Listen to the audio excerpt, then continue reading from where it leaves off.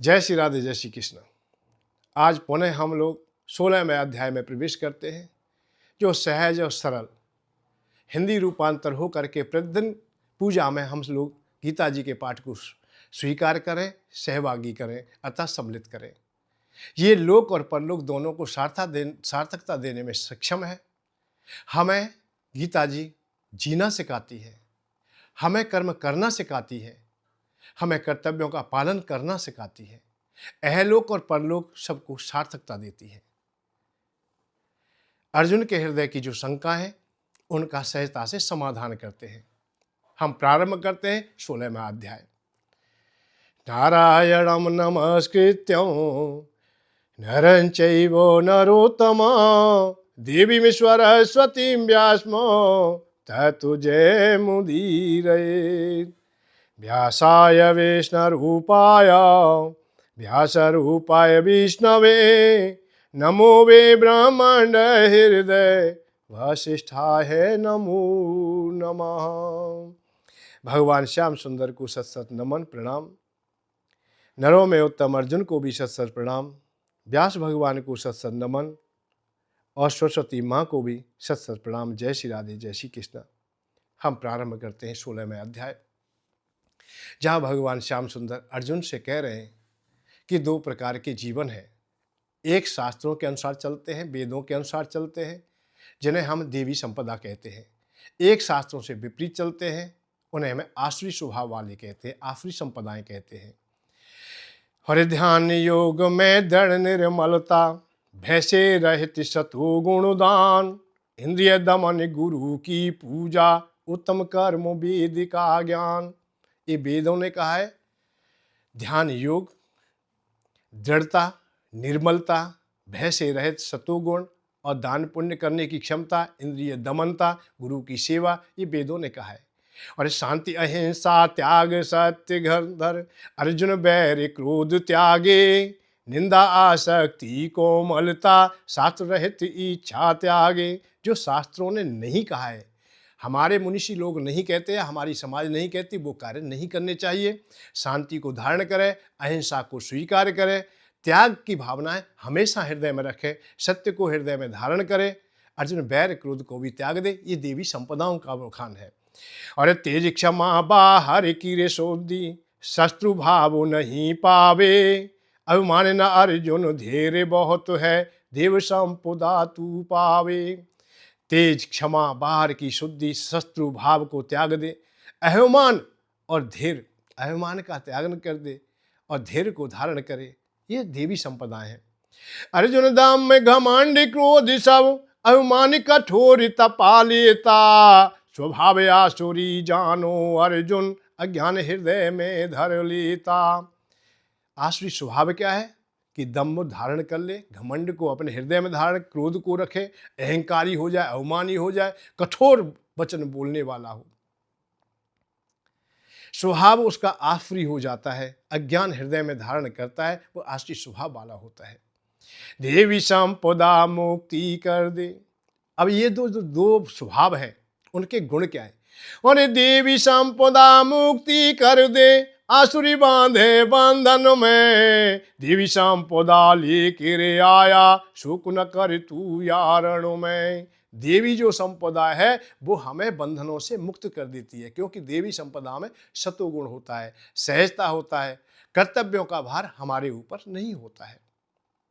आसुरी स्वभाव क्या है कि हम अपने को कर्ता मान लेते हैं कि हम ही करने वाले हैं, अर्थात अहंकार को धारण करते हुए जो आसुरी स्वभाव है वो हमें बंधन में बांध देता है। अर्जुन को यहाँ इशारा किया गया, तेरे पास देवी संपदा है, क्योंकि तू धार्मिक है, तू सत्य पे है, तू धर्म पर है, तुम पर संतों की, महात्माओं की, ऋषियों की, और भगवान श्याम सुंदर कह रहे मेरी कृपा है। सर्वभूतों के दो स्वभाव हैं। यहाँ समस्त प्राणियों के दो स्वभाव होते हैं, दो भागों में बांटा जाता है। देव आसुरी जाने तू, देव प्रकृति कह दी रे अर्जुन, भाव आसुरी सुनो ले तू। हर प्राणी के दो स्वभाव हैं, दो भाग हैं भाई। जैसे धूप और छाया, सत्य असत्य, बाहर भीतर, हर क्रियाएं दो भागों में बांट दी जाएंगी। दिन और रात, जीवन मृत्यु, कुछ भी कहें त्रिगुणमयी माया में 3 गुणों से पहले 2 गुण भी 2 पार्ट होते हैं। तो भगवान यहाँ कह रहे हैं कि एक हमेशा से हमारा धार्मिक स्वभाव बना रहता है, हृदय में धर्म हमेशा होता है। ऐसा नहीं कठोर कितना भी हो फिर भी वहाँ सत्य नहीं है, वहाँ भी सत्य होता है। हम गलत कार्य करते हैं तो हमारा हृदय तो स्वयं कहता है कि तू गलत कर रहा है। अब बात इस बात की है कि जो आसुरी स्वभाव हमारा होता है वो उस पर प्रभावी हो जाता है, उन्हें वो अपने में खींच लेता है, अर्थात वो फिर कुछ नहीं करने देता। क्योंकि जैसा हमने निरंतर संग किया है, हमने शास्त्रों से विपरीत यदि संग किया है तो वही निर्णय अपनी ओर खींच लेंगे। इसीलिए हमेशा से ही संत लोग, शास्त्र लोग सब कहते हैं संगत अच्छी करें, क्योंकि संग का प्रभाव निश्चित तुम्हारे जीवन पर पड़ता है। जैसा करोगे संग वैसा होगा रंग। केवदंती सत्या गति सा मति भवेत। तुम्हारी मति के अनुसार गति होती है, जैसा तुम्हारा संग होता है ऐसा तुम पर प्रभाव होता है। तो इसलिए आप लोग स्वभाव को बढ़िया स्थान तक लेके जाएं, ये तुम्हारा कर्तव्य, तुम्हारी जिम्मेदारी है ये कि आप लोग अच्छी जगह पर बैठे, अच्छे लोगों से संपर्क में रहें, अच्छे लोगों से वार्ता करें, तो आपका देव स्वभाव रहेगा। अरे क्या करना है क्या ना करना, भाव आसुरी जाने ना, सत्य न भूले शोध न हो, श्रेष्ठ आचरण जाने ना। क्या करना है क्या नहीं करना ये भी वो निर्णय नहीं कर पाता, क्योंकि बुद्धि उनकी धूमल हो चुकी होती है। जो आसुरी स्वभाव वाले होते हैं वो धूमल हो जाते, सत्य नहीं बोल पाते, क्योंकि शुद्धि हृदय में है ही नहीं और अच्छी बुद्धि फिर मिलती ही नहीं। जो जैसा रहने लगता है इसको स्वभाव में ही जान ले। हम लोग एक दूसरे को देख करके भी हम रास्ते से भटक जाते हैं। आज की अवस्था में मैं एक उदाहरण देता हूं कि हमें आवश्यकता नहीं होती फिर भी हम लोग राशन की कतार में खड़े हो जाते हैं, जहां सब्सिडी मिलती है वहीं खड़े हो जाते हैं, जबकि हम लोग सत्य को जानते, सही को जानते कि ये असहाय लोगों के लिए होता है, परंतु नहीं, हमारी परंपरा जैसी हो गई, क्योंकि हम सब लोग ऐसे ही व्यवहार में हम पल गए। ऐसे ही लोगों के पास बैठते हैं, ऐसे इनसे चर्चा करते हैं, भाई ये मिलना चाहिए ये मिलना चाहिए। अब तो इसमें बड़प्पन है कि तूने ज्यादा लिया कि मैंने ज्यादा लिया। आवश्यकता नहीं थी फिर भी लेने की बात है कि मैंने लिया या तूने लिया, तुझसे ज्यादा मैं लूंगा, तुझे 5 किलो मिल रहा है तो मैं 10 किलो लूंगा। ऐसा भाव अपने हृदय में आया तो यहाँ सत्य न बोले, शुद्ध ना हो, श्रेष्ठ आचरण जाने ना। और क्या करना है क्या ना करना, भाव आसुरी जाने ना, सत्य न भूले शुद्धि ना हो, शेष आचरण जाने ना। और आपने रहती जगत सब मिथ्या, ईश्वर भाव नहीं होता, नारी पुरुष संग सिर दुनिया, हृदय काम भरा रहता। क्या निर्णय देते हैं वो? पहली बात तो यह है कि ये समझते हैं, ये कहते हैं कि ये दुनिया किसी के आफरतू नहीं है, आफरे से नहीं चल रही, अर्थात किसी के द्वारा संचालन नहीं है। परमात्मा को वो कभी भी नहीं मानते, किसी भी अवस्था में ईश्वर भाव उनके हृदय में उत्पन्न होता ही नहीं है। केवल ये कहते हैं नारी और पुरुष के संग से ये दुनिया की रचना है और ये इसी तरह चले जाएंगे, ना पहले जन्म में पाया है ना आगे पाएंगे, स्वाभाविक की क्रिया स्वाभाविक ही बात करेंगे। और हृदय में केवल काम भरा रहता है, अर्थात लोभ भरा रहता है, संसार की भौतिकता के अलावा और कुछ भी उनके पास में नहीं होता है। आत्मज्ञान खो दे तेरे अर्जुन, बुद्धिहीन निर्णय लेते। क्या करते हैं? आत्मज्ञान खो देते अर्जुन, बुद्धिहीन निर्णय लेते, कर्म भयावह कर तेरे अर्जुन, दुनिया हानि करो देते।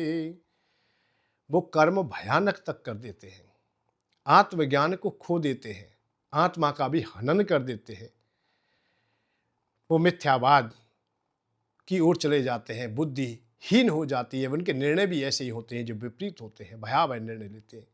और भ्रष्ट आचरण धारण करके मिथ्या मार्ग चला देते, दम मान सब झूठे कामना, अज्ञान मार्ग पर चलो देते।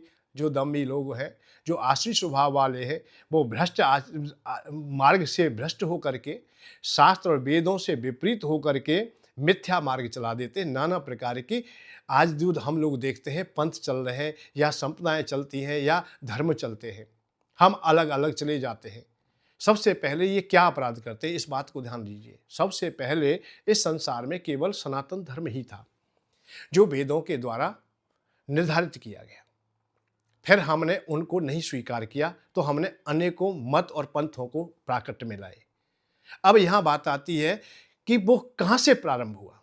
जिन्होंने अलग संस्था बनाई, अलग मत बनाया, अलग पंथ बनाया, सबसे पहले तो उसने उन महापुरुषों की अवहेलना की थी जो उनसे पहले थे।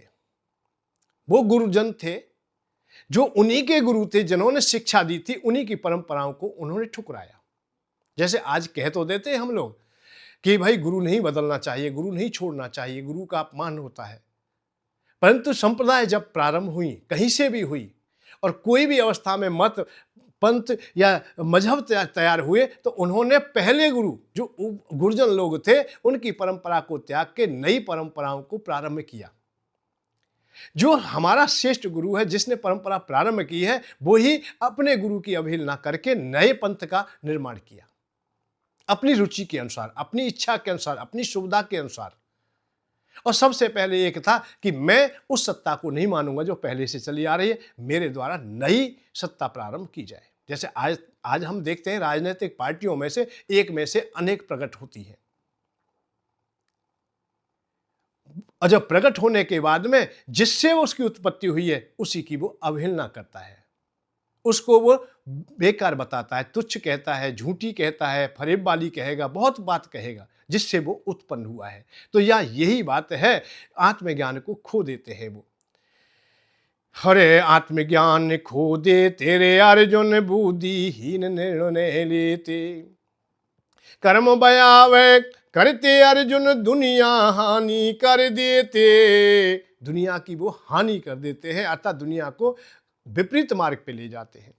और भ्रष्ट आचरण धारण करके मिथ्या मार्ग चला देते, धम्म मान सब झूठी कामना अज्ञान मार्ग पर चलो देते। भ्रष्ट आचरण धारण करके मिथ्या मार्ग चला देते, धम्म मान सब झूठी कामना अज्ञान मार्ग पर चलो देते। भ्रष्ट आचरण, अपना आचरण तो भ्रष्ट हो गया है, ऐसे ही लोगों को इकट्ठा कर लिया है और ऐसे को करके उसी प्रकार की अपनी परंपराएं चला दी हैं, आगे बढ़ जाती हैं। आज हमारे यहाँ द्वंद्व क्या है, हमारे यहाँ परेशानी क्या है। जबकि एक बात बताएं, यहाँ नोएडा में ही एक धर्म संसद हुआ था जिसमें 27 देशों को सम्मिलित किया गया, बहुत लोग आए थे उसमें, हम लोग भी गए। सब लोगों ने अपने अपने धर्म की बात कही, अपने अपने निर्णय सुनाए, परंतु वो निर्णय कोई विशेष सार्थक नहीं थे, क्योंकि हम लोग अपने अपने धर्म की बात, अपनी अपनी परंपराओं की बात तो सहजता से सब लोग करते हैं, परंतु मानव धर्म चाहता क्या है, मानवता आज चाहती क्या है, इस पर हम लोगों ने ध्यान नहीं दिया। जब अनेकों पंथ जब प्रारंभ हो जाएं, अनेकों रास्ते प्रारंभ हो जाएं, तो मानव जाति स्वाभाविक ही भटक जाती है। आज की अवस्था तो ये देखने को मिल रही है कि जितनी ये संप्रदाय प्रारंभ हुई हैं और जितने भी ये मार्ग प्रारंभ हुए हैं, जितने भी धर्म या मत या पंथ या मजहब प्रारंभ हुए हैं, यही मानव जाति के लिए द्वंद्व खड़ा कर चुके हैं। हम एक दूसरे को स्वीकार नहीं कर रहे हैं। हिंदू मुसलमान को स्वीकार नहीं करता, मुसलमान हिंदू को नहीं करता है, मुसलमान ईसाई को नहीं करता, ईसाई और पंथ वालों को नहीं स्वीकार करता है। हम लोग अपनी ऐसी व्यवस्थाओं में बढ़ते चले जा रहे हैं कि मानव स्वाभाविक ही मानव नहीं रहेगा।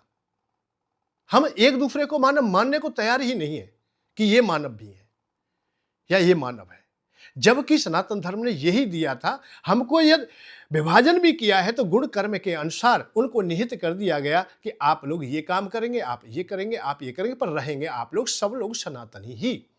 सनातनी का भाव है सत्य से जुड़े हुए, अर्थात नारायण भगवान से जुड़े हुए, परमात्मा से जुड़े हुए। ईश्वर से तुम कोई भी अलग नहीं है। जो गति ब्राह्मण की होगी वेद पढ़ने से या क्रिया करने से, वो क्षत्रिय की भी रक्षा करने से होगी। वैसे कि जीव समस्त प्राणियों का, सब मानव जाति का पालन करने के लिए, अर्थात उनके लिए अन्न आदि की व्यवस्था करने से वैसे की भी वही गति होगी, और बाकी के कार्य करने से शूद्र की भी वही गति होगी जो ब्राह्मण। सबको गति एक दी, परमात्मा के पास जाने का मार्ग सबको दिया, भजन करने का सबको मार्ग दिया, परंतु निहित कर्म जो है वो अलग अलग दे दिए। कोई द्वंद्व नहीं था, वर्षों से नहीं युगों से यह सृष्टि क्रम चला आया, कोई परेशानी नहीं। पर जब से ये मत पंथ बढ़ते गए, 1015 साल से ही ज्यादा है, तो बढ़ते बढ़ते बढ़ते बढ़ते वो स्थिति आ गई है, आज मानव मानव को स्वीकार करना नहीं चाहता। हम बंटवारे में बट गए, बुरी तरह से मानव जाति अस्त व्यस्त हो गई। तो यह यही बात है, भ्रष्ट आचरण धारण करके मिथ्या मार्ग चला देते, धम्म मान सब झूठी कामना अज्ञान मार्ग पर चलो देते। ये 16वें अध्याय में 10वें श्लोक में स्पष्ट रूप से कहा गया है कि दम्भता को धारण करके हम विपरीत मार्गों को स्वीकार कर लेते हैं अर्थात चला देते हैं। तो हमें ऐसा नहीं करना चाहिए। मानव जाति आज की अवस्था को तो मैं कड़वे शब्दों में कहूं तो अब इन धर्मों की आवश्यकता ही सहज हो गई है। आज तक तो हम चलो धर्म का निर्माण किया है मानव के सुख के लिए, परंतु यही हमारे दुख का कारण बन गया। तो क्यों ना हम लोग इन संप्रदायों को यही कि यही विश्राम देकर मानव जाति को, अतः परमात्मा को, ईश्वर को, भगवान को समर्पित होकर के किसी भी रूप में इन धर्म का त्यागने की बात आ गई। जैसे अर्जुन से भगवान कृष्ण ने अंत में कह ही दिया कि ये नाना प्रकार की तू चर्चा कर रहा है, नाना प्रकार के धर्म बता रहा है तू, तो इनको छोड़ दे। सर्वधर्मा परा तेज मामेकम शरणम व्रज अहम त्वा सर्वपापेभ्यो मोक्षयिष्यामि मा शुचौ, मैं तेरे समस्त पापों को सूख लूंगा। तू अब इन जिम्मेदारियों वाले धर्म को छोड़ दे, इन पंथों को, मतों को, मजहबों को, इनको छोड़ दे जो तू बात कर रहा है। तेरा लक्ष्य तेरा एक ही होना चाहिए जो तेरा परम कर्तव्य है। हम मानवता के कर्तव्य से तो बीन होती जा रही है, हम विपरीत मार्गों को स्वीकार करते जा रहे हैं। और पूरे जीवन चिंता हृदय, उन व्यक्तियों का क्या होता है, और पूरे जीवन चिंता हृदय जीवन आज भोग ले तू, मृत्यु जीवन तक सुख माने बाकी कुछ ना पावे तू। केवल इतना ही वो उस निर्णय लेता है कि ये जीवन है, जाए इसी का आनंद ले ले, यही है। अरे जी रहा है वो तब तक ही है? आज है सो राज है, आज की ही बात है, कल की वो उससे चिंता ही नहीं है। वो कभी ध्यान देता ही नहीं कि तेरे चारों तरफ में कीट पतंग पशु पक्षी क्यों दुख पाते हैं। किसी भी कीट का पैर टूट गया है, किसी का हाथ टूट गया है, कोई बांधने वाला नहीं, कोई पट्टी करने वाला नहीं, कोई चिकित्सा करने वाला नहीं, सब दुख पा रहे हैं। उनको लिए अच्छे भोजन भी नहीं प्राप्त हो रहे हैं, जठराग्नि भी शांत करने का मार्ग नहीं है, उन्हें कोई सुविधा भी नहीं मिल रही। तो ये कौन लोग हैं? ये कभी ध्यान नहीं देता है, केवल अहंकार के वशीभूत होकर के कि आज ये भैया कर लो जो कुछ करना है, तो उल्टे सूदे कार्य जो करने वो करता ही रहता है, निरंतर करता है। और आशा फांसी गले में अर्जुन विषय भोग में मतवाला, धन और भोग बहुत में पाहूं काम क्रोध में मतवाला।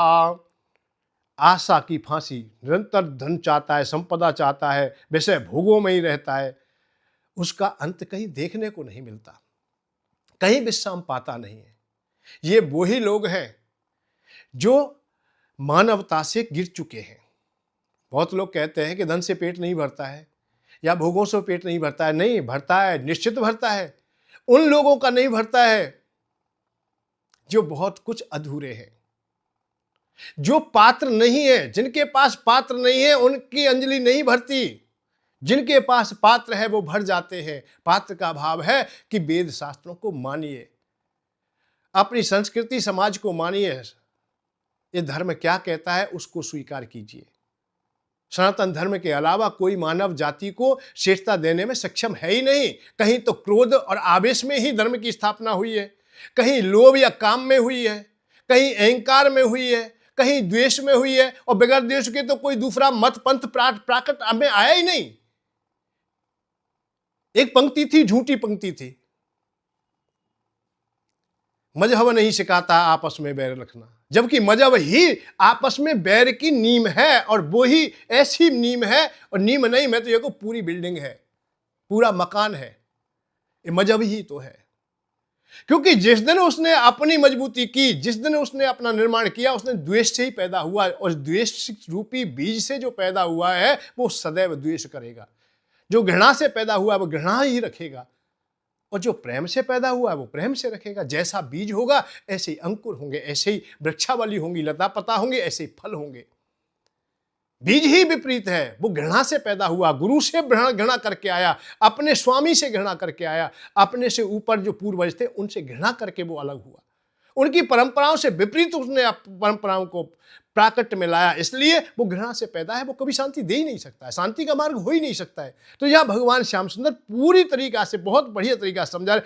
अरे आशा फांसी गले में अर्जुन, विषय भोग में मत वाला, धन और भोग बहुत मैं पाहूं, काम क्रोध में मत वाला। और मैंने इतना प्राप्त किया है और भी अर्जुन कर लूंगा, इतना पैसा आज है मेरा, आगे और भी कर लूंगा। निरंतर वो भूखे की बात इसी तरह लगे रहते, क्योंकि उनको बोझ नहीं। आज भी तुम देख रहे हैं कितने अधिकारी पकड़े जाते, कितने नेता पकड़े जाते, पैसों से उनका कभी पेट भरता ही नहीं। अरे वो भूखे हैं, इसीलिए कहा है। अरे बहुत चीज है समाज में, अंश वंश का बहुत प्रभाव होता है, खानदान का प्रभाव होता है। जिनके अंश वंश का प्रभाव मिट जाता है, उनकी बुद्धि इसी प्रकार से धूमिल हो जाती है।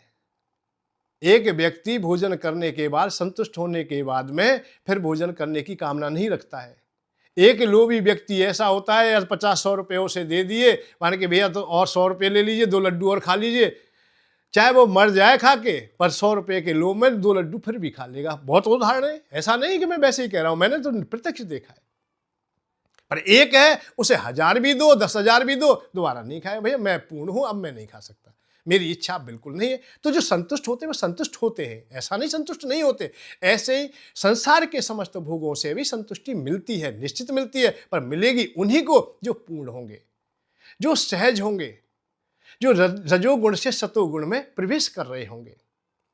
जो लोग तमोगुण में ही हैं, तमोगुण में समाये हुए हैं, उनका कोई ठिकाना नहीं, उनका जीवन तो मानवता से गिर ही जाता है, वो मानव रहते भी नहीं है, वो पशु के समान है। और पशु को क्या समझाएंगे हम लोग? पशु को, बकरी को कभी भी रात में सो रही हो, शांत बैठी हो, दिन में हो, जब चाहो जब तुम पत्ती डाल देना, भूख ना हो तो भी 4 मुंह तो फिर भी मार लेगी, क्योंकि वो पशु है। इसीलिए हमेशा ध्यान रखिए कि जिनका पेट नहीं भर रहा है, कह रहे हैं धन से पेट नहीं भरता है, धन से जिनका पेट नहीं भर रहा है वो पशु के समान है, और वो कुछ नहीं पाने वाले, कुछ मिलना भी नहीं है उन्हें, ना यश मिलेगा उन्हें, ना उनके पास विद्या है, गौणिकता है, ना कोई बल है, ना बाहुबल है, कुछ भी नहीं। ऐसा ना विद्या तपो, ना दानम ज्ञानम, ना ध्यानम गुणो, ना धर्मा, ते मेर्तलोके भूर्भुवः वार्ता। मनुष्य रूप है, मनुष्य के रूप में, अरे 2 पैरों से घूमने वाला केवल यंत्र मात्र है, उसको कुछ माने नहीं कि वो पढ़ा लिखा होगा, धन कमा रहा है तो वो अच्छा व्यक्ति है। नहीं नहीं, ये नहीं है। जब तक शास्त्र हमें ना कहे, जब तक आने वाली पीढ़ी हमसे कुछ शिक्षा ना ले ले, हमसे कुछ प्रेरणा ना ले ले, तब तक हम मानव है ही नहीं। तो यहां भगवान यही बात कह रहे हैं। और मेरा शत्रु मैंने मारा और भी अर्जुन मारूंगा। ये सोचता है कि मेरा शत्रु है, मैंने मारा है, मैं और भी मारूंगा। सबका स्वामी शक्तिमान हूं, सिद्ध सुखी मैं जीऊंगा। मेरा शत्रु है, मैंने मारा है, और भी मारूंगा। मैं सबका स्वामी अर्थात राजा बनना चाहता है, सबसे ऊपर रहना चाहता है, और सभी सिद्धियां मुझे प्राप्त हों। और बड़ा धनी परिवार बड़ा है, मुझसे बढ़कर कोई नहीं, मैं ही सारी खुशियां पाऊं, यज्ञ दानों में बड़ा नहीं। वो धार्मिक भी अनुष्ठान करता है तो वो अहंकार को लेके करता है कि मुझसे बड़ा कोई भी नहीं है, मुझे ही समस्त सिद्धियां प्राप्त हों, मुझे ही सब यश मिले, मुझसे बड़ा कोई धनी भी नहीं है, मुझसे बड़ा परिवार वाला नहीं है, शक्तिशाली नहीं है। अज्ञान मोह चित वाले रे अर्जुन, मोह जाल में फंस जाते, विषय भोग आसक्ति वाले रौरव नरक में गिर जाते। अपने को ही अच्छा रे माने, धन और मान घमंडी हो, विधि न जाने यज्ञ करेंगे, अर्जुन यज्ञ घमंडी हो। अपने को ही अच्छा माने, मुझसे श्रेष्ठ कोई भी नहीं है, उसके लिए तो चाहे प्रचार प्रसार करना पड़े, कहना पड़े, कहते रहते कि मैं श्रेष्ठ हूं, मैं ही अच्छा हूं। बहुत लोग चर्चा भी करते, भाई ये अब तो जमाना ही है, तो क्या कहें, मीडिया का जमाना है, अब हम लोग भी तो बोल ही रहे हैं, आप सुन भी रहे हैं। परंतु इसमें भी यह सहजता से आप लोग सबके सामने हैं तो बहुत अच्छी बात है। आपके द्वारा कोई अच्छी बात निकल के समाज के सामने पहुंच जाती है, समाज उससे अच्छा आनंद ले लेती है या सुविधाएं ले लेती है, सुख पा लेती है, समाज का कल्याण होता है तो अच्छी बात है। नहीं तो अज्ञानता हृदय में चाह रहा है तो वो हमेशा ये चाहता है अज्ञानी व्यक्ति कि मैं ही श्रेष्ठ रहूं। सब लोग, एक कथा आती है रामायण में कि भगवान शंकर भगवान के जो सुसर हैं दक्ष प्रजापति, वो जब यज्ञ करते हैं तो उसमें प्रवेश किया है उन्होंने सभा में, तो सबने नमस्कार किया था। केवल शंकर भगवान ने प्रणाम नहीं किया, विष्णु भगवान ने भी किया। विष्णु भगवान और ब्रह्मा जी और शंकर भगवान, तीन देवताओं ने प्रणाम नहीं किया, बाकी सब लोगों ने प्रणाम किया। तो दक्ष को ये अहंकार हो गया कि भाई ब्रह्मा जी ने नहीं किया, कोई बात नहीं, मेरे पिता हैं, विष्णु भगवान परमात्मा है, शंकर तो मेरा दामाद है, इसे प्रणाम करना चाहिए। अब बात इस बात की है कि हजारों लोगों ने प्रणाम किया, इस बात की खुशी नहीं, दुख इस बात की हुई शंकर ने प्रणाम नहीं किया। तो जो आज की भी अवस्था है हमारी यही है कि हमें सब प्रणाम करें, हमें ही माने, हमारा सम्मान करें, हमारा आदर करें, हमेशा हम ये कामना रखते हैं। तो यही बात है, अज्ञान मोह चित्त वाले रे अर्जुन, और मोह जाल में फंस जाते, विषय भोग आसक्ति वाले रौरव नरक में गिर जाते। अपने को ही अच्छारे माने, धन और माने घमंडी हो, विधि न जाने यज्ञ करेंगे, अर्जुन यज्ञ घमंडी हो। धार्मिकता में भी अज्ञानता का एक मार्ग और है। आज के जो यज्ञ हैं ज्यादातर घमंडी अर्थात अज्ञानता से भरे हुए हैं। करोड़ों रुपए पांडाल में आयद में खर्च हो जाते हैं, हु लड़ो, बहुत हल्ला हो रहा है, शोरगुल हो रहा है, आचार्य लोग मंत्र बोल रहे हैं, वो चल रहा है, क्रम चल रहा है। वहां मन चित्त हमारा कहाँ स्थिर है? जो कर रहा है उसका भी स्थिर नहीं है, जो करा रहा है उसका भी नहीं है, बहुत सारा धन खर्च हो रहा है। हो सकता है कि जो हमारा मुख्य यजमान है उसको भी चिंता हमेशा यही रहे कि भैया ये यज्ञ संपूर्ण होना चाहिए, पैसा कहाँ से आएगा, कहाँ से ना आएगा, बहुत बड़ी चिंता है। हम लोग केवल प्रचार प्रसार के लिए या मान सम्मान के लिए संसार में ही हम आदर पालें, इसी के लिए करते हो। तो यहाँ भगवान यही बात कह रहे हैं, विधि न जाने, जो विधि पूर्वक सही प्रकार से करना चाहिए उनसे हम दूर हैं। परंतु ठीक है, अहंकार बल अहम कामुना, क्रोध परायण द्वेष भावना, निंदा करते खुशी मना है, ईश्वर में भी द्वेष भावना। अहंकार बल अहम कामुना, क्रोध परायण देव द्वेष भावना, निंदा करते खुशी मनाए, ईश्वर में भी द्वेष भावना।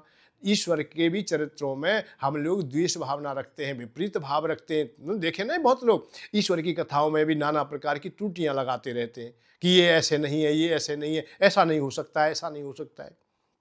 बहुत है निंदा करने वाले ईश्वर की कथाओं में भी, भगवान के काम में। अहंकार बल को अपने को धारण किए हुए हैं, क्रोध को हमेशा बनाए रखे थे, उसे कभी भी कमजोर नहीं होने देते।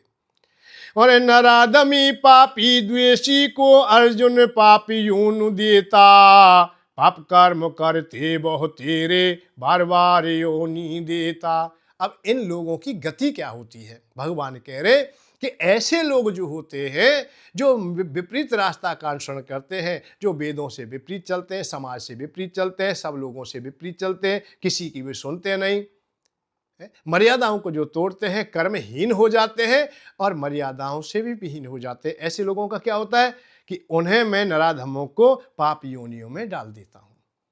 अब पाप योनि क्या है? बहुत प्रकार की कीट पतंग पशु पक्षी आयद लता पता, जितनी भी योनि है, मानव योनि को छोड़ करके सभी योनियों को ऐसी योनि कहा गया है, क्योंकि मानव योनि में ही विशेष श्रेष्ठता है। सर्वश्रेष्ठ कोई योनि दुनिया में है, इस चराचर जगत में है, तो वो है मानव योनि। और मानव योनि मिलकर के इसका लाभ ना प्राप्त किया, इसका हमने सही सदुपयोग ना किया, तो हमने कुछ नहीं किया। बड़े भाग्य से ये मानव देह प्राप्त होती है। बड़े भाग्य मानस तन पावा, सुर दुर्लभ सद ग्रंथन गावा। ग्रंथों ने, शास्त्रों ने, पुराणों ने, सब ने कहा है। रामायण में ये स्पष्ट आया है, तुलसी बाबा ने इसका निचोड़ करके कहा है।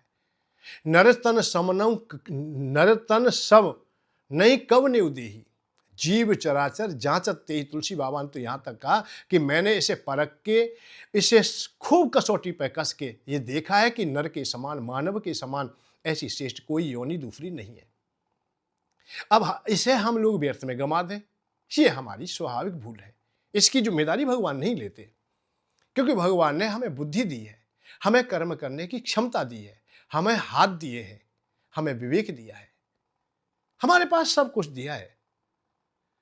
अब उसका हम प्रयोग ना करें, हम सदुपयोग ना करें, हम उपयोग ना करें और दुरुपयोग में लगे रहें तो लगे रहें, फिर भगवान इसमें क्या करें। कितने लोग हैं जो मादक पदार्थ सुबह से ही प्रारंभ हो जाते हैं, सुबह घोट ली, सुबह ले ली, सुबह पी लिया है, दिन भर चक्कर खाते घूम रहे, कम हो जाता है फिर पी लेते हैं, शाम को फिर पी लेते हैं, फिर ले लेते हैं। बहुत लोग देखे हमने। तो धीमे धीमे धीमे धीमे जब तू बुद्धि चाहता ही नहीं तो भगवान फिर उनमें को बुद्धि नहीं देते, ऐसी योनियों में डाल देते। या मानव जीवन भी मिलता है तो ऐसा तुमने बहुत देखे होंगे जिनके पास बुद्धि पहले से है ही नहीं। इसलिए भगवान ने कहा कि भाई अब तुझे इसके लिए तो मेहनत करनी नहीं पड़ेगी, कि तेरे पास बुद्धि थी वो चाहिए नहीं थी, तू रोजाना परेशान होता था, रोजाना लेनी पड़ती, अब लेने की जरूरत नहीं, उतनी बुद्धि लिमिट की दी है। हाथों को काम में नहीं लेते, कितने लोग हैं जिनके पास फिर हाथ नहीं रहते। मन बुद्धि चित्त जो भी तुम के इंद्रियों को सही प्रकार से काम में ना लोगे, तुम्हें यंत्र दे दिया है, साधन दे दिया है, इससे आप लोग लाभ लीजिए। साधन धाम मोक्ष कर द्वारा, ये साधन है, हमारा शरीर साधन है, ये मोक्ष तक ले जाने का मार्ग है। अरे इसे अच्छा रखिए, साफ सुथरा रखिए, बढ़िया रखिए, जिससे कि रास्ते में कहीं कोई परेशानी ना आए, हमारा जीवन अच्छी प्रकार से व्यतीत हो, हम कहीं अटके ना रह जाएं। भाई तुम्हारे पास साधन है, सवारी है और यात्रा तुम्हें करनी है, और सवारी तुम्हारी बढ़िया हो, जिसमें लाइट बढ़िया हो तो रात्रि में भी चलेंगे, ब्रेक भी अच्छे हो, तेल फूल हो, सब कुछ ठीक है तो कैसे भी यात्रा कर सकते हो। अच्छा, कोई भी अंग गाड़ी का खराब है, पहिया खराब है, या तेल नहीं है, या स्टीयरिंग नहीं है, ब्रेक नहीं है, कोई भी चीज की कमी आती है तो वहां संशय बना रहेगा, कैसे यात्रा करोगे। तो इसलिए इस शरीर को, अपने को अच्छा रखिए, अच्छा रखोगे तो तुम इस जीवन को लाभ ले सकोगे, अर्थात जहां तक जाना चाहते हो वहां तक जा सकते हो। और नराधमी पापी द्वेषी को अर्जुन पापी योनि देता, पाप कर्म करते बहुत तेरे बार बार योनि देता। जब पाप कर्म बार बार करें तो बार बार ही उन्हें योनि मिले, कीट की, पतंग की, पशु की, पक्षी की, निरंतर चल रही है, गिनी ना जाए भैया, चारों को एक गड्ढे में थोड़े में अनेकों योनियां पड़ी है हमारे चारों ओर, निरंतर हम आंखों से देख भी नहीं सकते, ऐसी ऐसी अवस्था में है। हाथी से लेकर के बड़े बड़े जो पशु हैं उनसे लेकर के ऐसे ऐसे कीट हैं, ऐसे ऐसे जीव हैं जो आंखों से दिखाई नहीं देते, बहुत बहुत छोटे हैं, वो भी योनियां अपनी भोग रहे हैं। तो क्या है, जीवन चला जाएगा तो फिर तुम्हारे पास करने के लिए कुछ भी नहीं, फिर तो तुम लाचार हो जाओगे, स्वाभाविक ही सब कुछ खत्म हो जाएगा। और अर्जुन मूढ़े मुझे ना पावे, आसुरी योनि निश्चित पावे, अति नीच गति पावे, रौरव नरक सदा रह जावे। अर्जुन इस बात को जान ले कि मूढ़ जो लोग हैं वो मुझे नहीं समझ पाते, मुझे नहीं पाते और मैं उन्हें नहीं मिलता। आसुरी योनि में निश्चित ही वो पड़े रहते हैं, अति नीची गति में चले जाते हैं और वो रौरव नरक में चले जाते हैं, अर्थात कष्ट ही कष्ट, कष्ट ही कष्ट के अलावा उन्हें फिर कुछ भी नहीं मिलता। इसलिए मानव जीवन को सार्थकता देने के लिए अपने को सदैव बढ़िया रखना चाहिए। अर्जुन तीन नरक के द्वारे, काम क्रोध लोभी अति प्यारे।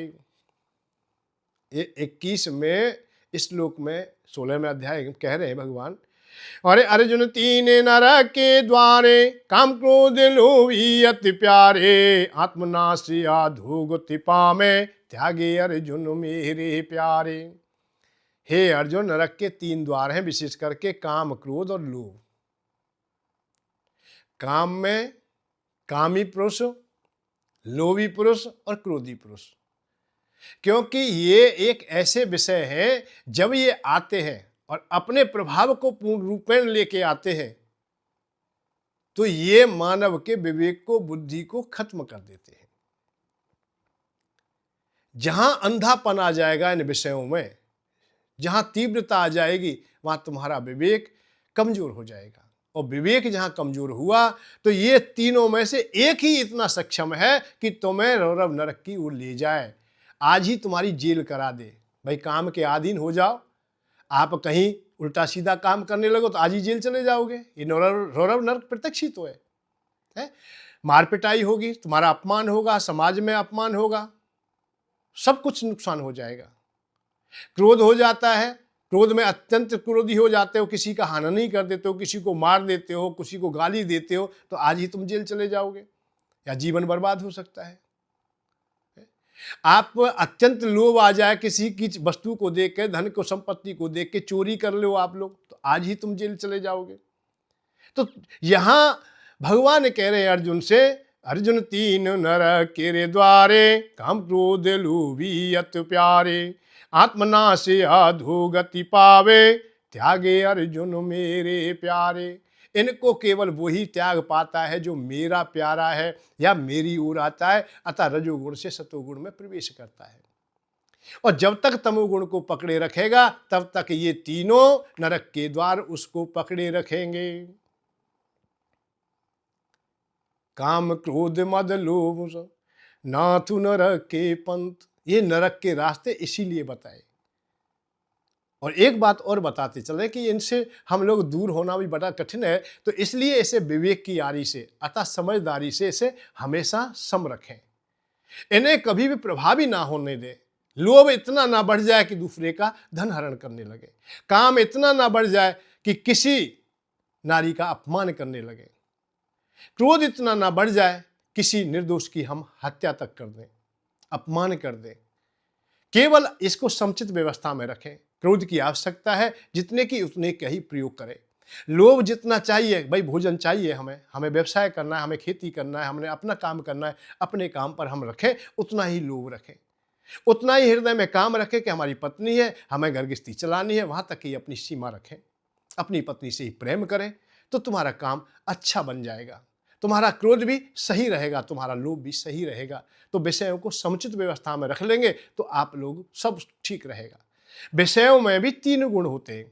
जहां भगवान कृष्ण कह रहे हैं, ये तमोगुण की बात कह रहे हैं। तमोगुण में जब विषय चले जाते हैं वो त्रिगुण योनियों में पहुंचा देते हैं। रजोगुण में होते हैं तो हमें स्वर्ग तक पहुंचा देते हैं, मानवता में हमें सुख देते हैं। और सतोगुण में हो जाते हैं तो देवलोक की प्राप्ति होती है, पितृलोक की प्राप्ति होती है, और भगवान का मार्ग भी खोल के दे देते हैं। यही विषय हमेशा ध्यान रखिए। भाई लोभ एक को पाने का है तो एक को त्यागने का भी है, एक दान करने का भी तो लोभी है, एक चोरी करने का है तो एक दान करने का भी लोभी है, एक भजन करने का भी है, दूसरों के हित में जीने का लोभी है। तो लोभ को हम लोग सम रखेंगे तो अच्छा रहेगा।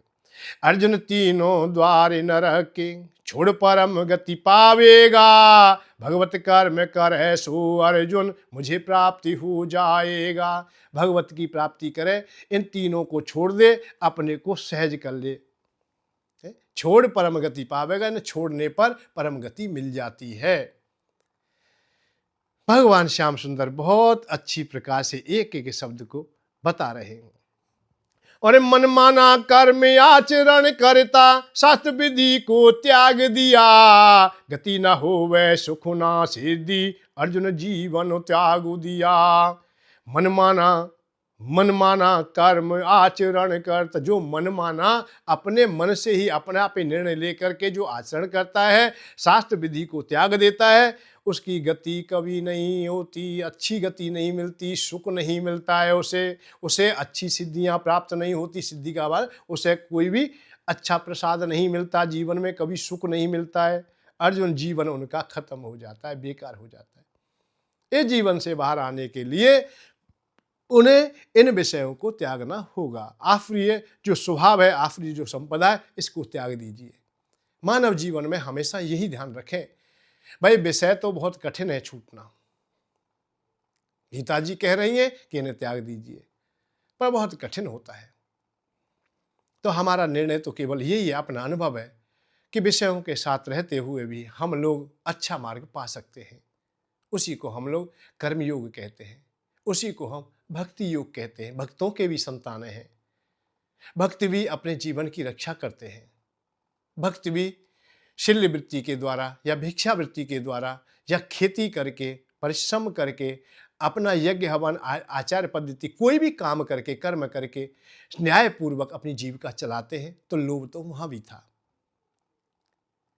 ये लोभ तुम्हें नुकसान नहीं करेगा। लोभ तब नुकसान करेगा, तब हानि करेगा जब लोभ में तुम अंधे हो जाओगे, मर्यादाहीन हो जाओगे। काम तुम्हें बिल्कुल परेशान नहीं करेगा, ना तुम्हें नरक ले जाएगा, ना त्रिगुण योनियों में ले जाएगा। पर काम कब ले जाएगा? काम में तुम अंधे हो जाओगे। अपनी पत्नी का संग छोड़ करके जार स्त्रियों का, व्यर्थ की स्त्रियों का, जो रास्ते से भटकी हुई स्त्रियां हैं, उनका संग करोगे, अंधे हो जाओगे, तो उस समय तुम्हारा काम दूषित होगा, वो नरक में ले जाने वाला होगा।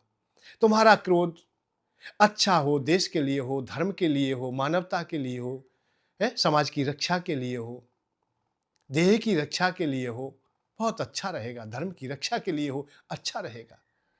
और साधु संतों का ही हनन करने लगे, माता पिता का अपमान करने लगे, गुरुजनों का अपमान करने लगे, तो तुम्हारा क्रोध बेकार हो जाएगा, वो नरक को ले जाएगा। तुम्हारा क्रोध अच्छा हो, सजा हो, सहज हो, तो विषय सहज हो, विषय कोई भी नरक की ओर नहीं ले जाएगा, यदि विवेक के साथ इनका उपयोग होता हो। और विवेक कैसे आता है? ये सत्संग से आता है। भगवान की कृपा तभी होती है जब सत्संग में आप लोग आएंगे, सतोगुण की ओर चलोगे।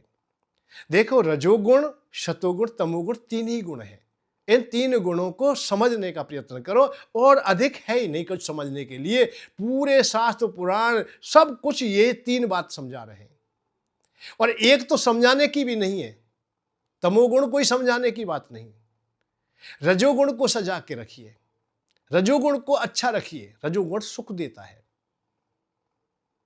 रजोगुण से यदि ऊपर आप चलते हो तो आनंद का अनुभव होता है, अर्थात भगवान की प्राप्ति होती है।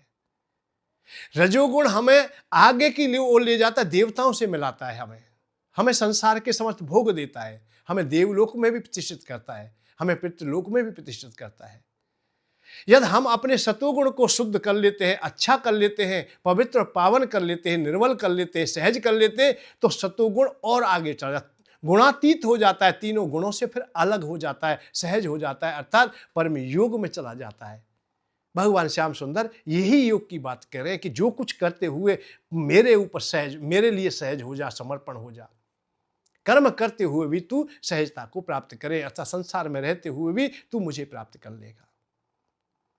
तमोगुण की चर्चा की तो कोई विशेष है ही नहीं, क्योंकि तुमने सतोगुण को सजाया नहीं और रजोगुण को भी संभाल ना सके, तो बाकी का स्वतः प्राप्त हो जाएगा। तमोगुण तो स्वतः प्राप्त लाना नहीं है। अब भाई फायदे के लिए हम काम करते हैं, व्यापार कर रहे हैं, दुकान कर रहे हैं, खेती कर रहे हैं, जो काम कर रहे हैं फायदे के लिए। अब हानि के लिए कोई करता हो? कोई नहीं करता, फिर भी हानि हो जाती है, क्योंकि हानि देवता तो पीछे पीछे स्वाभाविक ही चला रहा है। वो उसके समान तो कोई मेरे समझ में अच्छा देखा भी नहीं है, क्योंकि उसे कोई बुलाता नहीं, फिर भी आ जाता है। अपने मान सम्मान को वो त्याग के आ गया, सबने उसे फटकारा, दुत्कारा, सब कुछ किया, परंतु फिर भी वो साथ देता है। न जाने कब कब में आ जाता है, और जैसा रख लेते वैसा रह जाता है बेचारा। वो तो उसका कोई सम्मान करे या ना करे, पर दुख देवता स्वाभाविक आ जाता है। अर्थात तमोगुणी क्रियाएं तो स्वाभाविक प्राप्त है, वो लानी नहीं पड़ती। शतोगुण में हमें बहुत मेहनत करनी है, रजोगुण में भी हमें प्रयत्न करना है बहुत, तब जाकर के ये तैयार होते हैं। तो इसलिए विषय कोई बुरे नहीं, परंतु इनको संभालने के लिए आप लोग हरि चर्चा करें, सत्संग करें। जैसा संग करोगे वैसा तुम्हारा मन हो जाएगा, जैसा तुम्हारे हृदय में भाव उत्पन्न होंगे, उनसे ही तुम्हें ये निर्णय मिलेंगे। यहां हम लोग देखते हैं 16वें अध्याय में 23 श्लोक हैं, उनकी व्याख्या आपने सुनी है। इसको सने सने अपने हृदय में बसाएं और सहजता से समझने का प्रयत्न करें। 16वें अध्याय को सुनने के उपरांत हमें क्या फल मिलता है, अर्थात इनका पाठ करने से क्या लाभ होगा।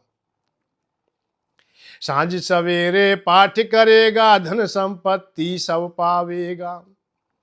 और सांझ सवेरे पाठ करेगा, धन संपत्ति पावेगा। निर्मल बुद्धि पावन जीवन, जीवन अमृत पावेगा। सांझ सवेरे जो पाठ करेंगे, धन संपत्ति सब कुछ मिल जाएगा उसे। निर्मल बुद्धि मिलेगी, पावन जीवन होगा, बहुत अच्छी प्रकार से अपना जीवन चलेगा। और 16 दिन की करे साधना, जो चाहे सो पावेगा, ब्रजवासी की बात न झूठी, कर्ज मुक्ति हो जाएगा। संसार में यदि आप लोग यहाँ ऋण है, ऋण बहुत प्रकार के होते हैं, उन समस्त ऋणों से भी तू मुक्त होगा और शांति का मार्ग मिल जाएगा। गीता जी का दिव्य पाठ यहीं विश्राम पाता है। जय श्री राधे, जय श्री कृष्ण। सभी सुखी रहें, सभी आनंद में रहें। कल पुनः हम लोग 17वें अध्याय में प्रवेश करेंगे। जय श्री राधे, जय श्री कृष्ण।